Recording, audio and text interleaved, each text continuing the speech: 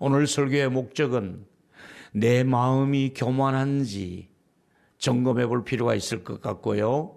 내 마음은 언제나 겸손한 쪽으로 있어야만이 은혜를 입을 수 있다 하는 말씀으로 말씀을 나눠보도록 하겠습니다. 첫 번째 드리고 싶은 말씀은 신분이 낮아지신 예수님의 겸손을 말씀하고 있습니다. 예수님이 어떻게 낮아지셨는지 성경을 살펴보니까 빌립보 2장 6절과 8절이 신분이 낮아지신 예수님의 모습을 이렇게 소개하고 있습니다. 그는 근본 하나님의 본체이셨고 하나님과는 동등된 분으로 계셨으나 그 자리를 비우셨습니다. 오히려 자기를 종의 모습으로 이 땅에 사람들과 같이 오셨던 것이지요. 사람의 모양으로 오셨습니다. 거기다가 예수님은 자기를 낮추시고 죽기까지 복종하셨으니고 십자가의 죽으심이라고 예수님의 낮아지신 비하의 신분을 이렇게 소개하고 있습니다. 이 모습을 제가 7가지로 정리하면 이렇습니다. 첫째로 예수님은 하나님의 속성을 가지고 이 땅에 오신 분이었습니다. 하나님이었습니다. 그런데 이분은 예수님은 종의 위치를 선택을 하셨고 또 인간의 몸을 입으시고 이 땅에 오셨으며 예수님은 그 시대에 동일한 사람의 모습을 입고 이 땅에 오신 것이고 살으셨습니다. 자기를 낮추시기 오셨는데 그분은 어떤 군의 통치자의 모습을 가지고 오실 수도 있고 어떤 지휘관이나 멋진 그런 고관의 모습을 가지고 오실 수도 있는데 낮아진 모습을 가지고 오신 것이지요. 거기다가 죽기까지, 그것도 십자가의 고통을 로마인들이 사형을 시키는 그 방법 그대로 이제 사형수의 몸으로서 십자가에 달리시는 예수님의 모습을 생각해 보십시오. 이것이 예수님의 낮아지신 신분을 성경은 소개하고 있습니다. 두 번째로 낮아지신 예수님의 신분을 높여주시는 모습을 우리가 볼 수 있습니다. 낮아지셨는데 하나님이 높이시는 겁니다. 어떻게 높였습니까? 빌립보 2장 9절에 보니까 하나님이 그를 지극히 높여 모든 이름 위에 뛰어난 이름을 주사, 예수의 이름은 전 세계 사람들이 최고의 이름으로 존귀한 이름으로 부르는 이름입니다. 그 이름을 부르기만 하면 구원받는 하나님의 자녀가 되는 그런 이름으로 만들어 주셨습니다. 그뿐만 아니라 하늘과 땅에 있는 자들과 땅 아래에 있는 모든 자들이 그 예수의 앞에 이름 앞에 무릎을 꿇었다고 말씀하고 있습니다. 이 내용도 7가지로 정리하면 이겁니다. 하나님이 지극히 그를 높였다는 것입니다. 뛰어난 이름, 예수의 이름보다 더 위대한 이름은 없습니다. 거기다가 예수님은 하늘에 있는 모든 사람들이 영적인 천사들도 무릎을 꿇었습니다. 땅 아래에 있는 모든 사람들도, 이 땅에 있는 모든 사람들이 예수 이름 앞에는 무릎을 꿇어야 했습니다. 모든 입으로 예수를 주로 시인했다고 말씀하고 있습니다. 여기서 뭘 말해주고 있습니까? 예수님이 낮아지시니까 하나님이 그를 높여주신 것을 우리가 기록을 통해서 볼 수 있지 않습니까? 예수님의 이 신분의 변화를 보면서 나는 어떤가? 나도 몰래 우리는 높아지고자 하는, 내 자신을 자꾸 높이고 있는 내 모습을 볼 수 있지 않습니까? 우리는 나를 높일 것이 아니라 하나님을 드러내고 우리는 낮아져야 되는 것이 우리의 신분인 것이지요. 세상 사람들은 겸손한 사람을 인정하지 않습니다. 그러나 하나님은 겸손한 사람을 인정하시고 높여주신다고 말씀하고 있지 않습니까? 여러분, 잠시 방치하면 우리도 교만해질 수밖에 없습니다. 그냥 놔두면 우리는 나도 몰래 교만해질 수밖에 없어요. 겸손해야만이 하나님의 은혜를 받을 수 있다고 분명히 성경은 하나님이 교만한 자는 물리치시고 겸손한 자에게 은혜를 주신다고 말씀하고 있거든요. 이제 세 번째 얘기는 겸손의 실제적인 적용 몇 사람을 제가 사례를 들어 소개를 하겠습니다. 먼저 겸손에 관한 말씀하실 때 첫 번째로 어린아이처럼 겸손한 배 하나님께 나가야만이 된다고 어린아이를 내세우시고 말씀하신 적이 있습니다. 마태복음 18장 1절과 4절에 그때 제자들이 예수께 나와 질문을 했습니다. 천국에서는 누가 큰 자로 살 수가 있습니까? 이렇게 물었더니 예수님이 어린아이 하나를 데리고 와서 그 앞에 세우시고 어린아이를 보시고 말씀을 하신 적이 있습니다. 내가 진실로 너희에게 이르노니 너희가 돌이켜서 어린아이들과 같이 되지 않으면 결단코 하나님의 나라에 들어가지 못하리라. 이렇게 말씀하시며 대답이 4절에 왜 어린아이가 되어야 되는지를 말씀하고 있습니다. 그러므로 누구든지 이 어린아이와 같이 되지 않으면, 낮추지 않으면 천국에 들어갈 수가 없다. 어린아이처럼 낮추라고 말씀하고 있지 않습니까? 여러분, 예수님은 십자가에 죽기까지 자기를 낮추셨다고 조금 전에 우리가 읽었지 않습니까? 어린아이는 언제나 자기를 낮출 수밖에 없는 여건이 그렇게 되어 있지 않습니까? 어린아이가 자기를 높여본들 높아질 수가 없지 않습니까? 어린아이는 언제나 어린아이의 그 순수한, 예수님께서 어린아이를 모델로 세우시고 말씀하신 이유가 있습니다. 어린아이는 순수하고 겸손할 뿐만 아니라 제일 중요한 것은 부모를 의존합니다. 어린아이일수록 더 신생아일수록 부모의 도움 없이는 아이가 생존할 수가 없습니다. 어린 것이 어떻게 우유를 먹을 수 있습니까? 줘야만이 먹지요. 이것을 왜 얘기합니까? 우리는 어린아이와 같은 심정으로 하나님이 나를 도와주지 않으면, 하나님의 돌봄 없이는 나는 천국에 들어갈 수가 없습니다. 하나님의 은혜가 아니면 나는 하나님의 가족이 될 수가 없습니다. 어린아이처럼 부모가 의지하듯이 하나님을 의지하라는 메시지를 주고 있는 것입니다. 두 번째는 겸손이 무엇이냐 하면 아무것도 자랑할 것이 없는 사람을 겸손이라고 얘기할 수 있습니다. 여러분, 고린도전서 1장 26절 이하에 하나님이 부르신 사람들을 보십시오. 하나님이 부르시고 택한 사람들을 쓰시는 사람들을 보니까 육체를 따라 지혜로운 자가 많지 아니하며 능한 자가 많지 아니하며 문벌 좋은 자가 많지 아니하다고 말씀하면서, 그러나 하나님께서는 세상에 미련한 사람을 세워서 지혜로운 사람하고 붙여서 지혜로운 사람이 미련한 사람에게 밀려납니다. 그 다음에 또 보니까 하나님께서 세상에 강한 사람을 붙들어서 약한 사람 앞에 밀려가게 합니다. 약한데, 누가 봐도 약한데 강자를 밀어냅니다. 이게 하나님이 하시는 방법입니다. 뿐만 아니라 하나님께서 세상에 천한 것들과 멸시받는 것들과 없는 것들을 택하사 있는 자들을 폐하고 세상에서 천대받았습니다. 업신여김을 받았습니다. 별로 환영받지 못한 사람들이었습니다. 그들을 통해서 있는 사람, 자랑하는 사람을 폐하셨습니다. 왜 그렇게 하셨을까요? 여기에 답은 바로 29절에 아무 육체라도 하나님 앞에서 자랑하지 못하게 하려 함이라.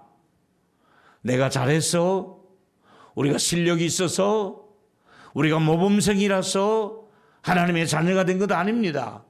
우리가 자랑하지 못하도록 그냥 은혜를 주셔서 비천한 사람들인데도, 부족한 사람들인데도, 그냥 아무것도 가진 것이 없는 약한 사람인데도 하나님이 우리를 부르셔서 자녀로 삼으시고 일을 맡기신 것은 우리로 하여금 자랑하지 않게 하려고 하나님이 이렇게 하셨다고 말씀하고 있지 않습니까?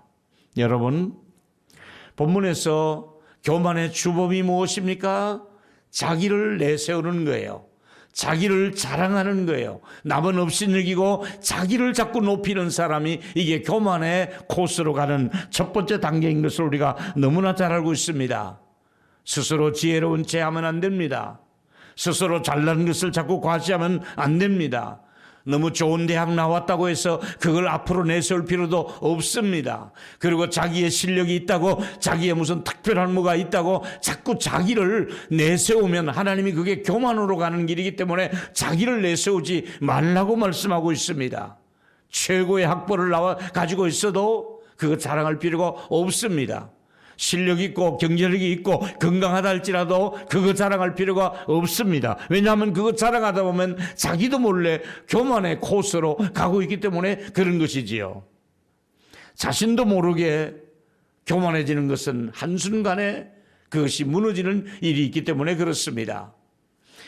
저는 이 설교를 준비하면서 교만한 사람을 하나 생각해 봤는데 제일 먼저 떠오르는 사람이 하만이었습니다. 하만이 대궐에 출근할 때마다 모두가 엎드려서 절을 합니다. 그런데 모르드게만큼은 유다인입니다. 함부로 그렇게 절을 하지 않습니다. 이걸 괘씸하게 여기고 모르드게를 없앨 준비를 합니다. 사전 준비를 다 끝냈습니다. 집에는 그를 매달 장대를 만들었습니다. 그런데 그 전날 밤 왕이 잠을 자려고 누웠는데 잠이 안 옵니다. 내가 오늘 커피를 많이 마셨나? 왜 이렇게 잠이 안 오냐? 잠을 못 이룬 그 왕이 비서를 불러서 역사를 기록한 책을 좀 가져와라. 그래서 왕의 쭉 궁에서 일어난 일을 쭉 기록해 놓은 기록 일지를 가져와서 읽게 합니다. 왕이여, 어느 날 몇 월 몇 시에는 이런 일이 있었습니다. 그런가? 또 한 장 넘깁니다. 왕이여, 몇 월 며칠 날에는 대궐의 군사들이 모의를 해서 왕에게 생명의 위협을 느끼는데 모르드게라고 하는 사람이 이 정보를 알고 공을 세워서 막았던 적이 있습니다. 그랬어. 근데 그분에게 상 준 게 있느냐? 없습니다, 기록에. 아우, 상 줘야지. 아침에 일어나자마자 하만이 출근해서 문안할 때에 하만, 인자에게 나라에 큰 공을 세운 사람이 있는데 어떤 상을 줬으면 좋겠는가 물으니까 하만은 자기가 그 상의 대상자인 줄 알고 임금님이 타시는 마차에 그를 태우고 온 성을 한 바퀴 두르면서 우리 임금님이 이분을 이렇게 높였다고 얘기해주면 자기가 그 마차를 탈 줄 알고 그렇게 얘기를 했습니다. 그런데 궁궐에 그 보초를 서고 있는 모르드게를 데리고 오라. 그를 세우고 온 성 안에 다니면서 그를 높여준 것입니다. 사실 그때 이미는 유대인들이 다 죽게 돼 있는 상황이었습니다. 그럴 때 어떻게 합니까? 에스더가 모르드게와 힘을 합해서 죽으면 죽으리라 하고 3일 금식을 하고 왕 앞에 나갔을 때 금홀이 내밀어지고 그대의 소원을 말을 하라. 우리 민족을 살려주십시오. 누가 너를 죽이려 한단 말인가? 바로 저 하만입니다. 부들부들 떨는 하만, 그놈을 끌고 와서 장대에 달으라. 여러분, 하만이 모르드게를 위해서 장대를 맨다 사형터를 만들 때는 자기 목이 거기 달릴 줄 누가 알았겠느냐 말입니다. 하나님이 교만하면 그냥 내버려 두지 않고 반드시 그를 추락시키는데 하만을 보면 알 수 있지 않습니까? 하나님은 반드시, 우리 따라해 보실까요? 교만하면 하나님이 손본다. 반드시 하나님이 꺾어버립니다. 이게 교만한 것을 하나님이 그냥 두지 않습니다. 손을 댑니다. 그래서 겸손하도록 만드는 것입니다. 세 번째, 모든 것을 내려놓는 것이 겸손입니다. 겸손이 뭐냐? 내려놓지 않으면 겸손해질 수가 없도록 만드는 거예요. 누가복음 18장 25절에 보니까 낙타가 나옵니다. 낙타가 바늘귀로 들어가는 것이 부자가 하나님의 나라에 들어가는 것보다 쉽다. 아니, 낙타가 어떻게 바늘귀로 들어갈 수 있단 말입니까? 이 얘기의 배경은 이렇습니다. 예루살렘에 들어오면 성이 있습니다. 큰 성이 담으로 다 에워싸 있고 동문, 남문, 문이 크게 열려 있습니다. 거기에 이제 자유롭게 들어옵니다. 근데 저녁 때가 되면은 적의 침략이 있을 수도 있으니까 어느 시간이 딱 되면은 문을 딱 걸어 잠굽니다. 큰 대문을 딱 닫아버리고 아래 위로 빗장을 딱 채워서 아무도 들어오지 못하도록 막아버립니다. 근데 멀리서 낙타를 타고 먼 거리에서 왔던 상인이 너무 늦게 도착해서 성문이 닫혔을 때에 앞에 도착했습니다. 성문을 두드리며 위에서 있는 파수병에게 제가 너무 늦게 와서 죄송합니다. 이 낙타가 심히 목말랐고 저는 너무 지쳐 있으니 성 안에 들어가야만이 먹거리를 구할 수가 있고 잠을 잘 수 있으니 문 좀 열어주시겠습니까? 부탁을 하면 성 안에서는 쪽문을 엽니다. 큰 대문을 활짝 여는 것이 아니라 쪽문, 그 전체 대문의 한쪽에 있는 쪽문을 열어주면서 그 문을 열어주면서 들어오라고 얘기합니다. 그럴 때 그는 낙타에서 반드시 내려야 됩니다. 그리고 낙타 양쪽에 잔뜩 실었던 짐을 다 부려야 됩니다. 사람도 낙타에서 내려오고 짐도 내려오고 그 다음에 그 쪽문에다가 낙타 코를 먼저 밀어 넣습니다.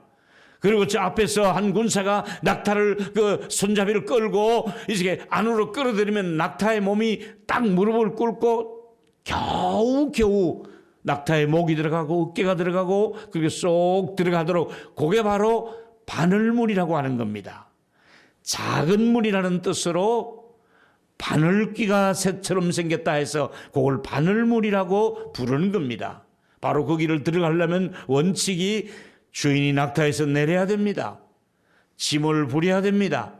낙타는 무릎을 꿇고 겨우 통과해서 들어가도록 하는 것이 이게 낙타가 바늘귀로 들어가는 이야기고요. 부자는 너무 재산이 많아요. 이 수십억의 재산을 두고 내가 이걸 가지고 살아야지, 이걸 가지고 즐기며 살아야지, 교회는 뭐하러 가?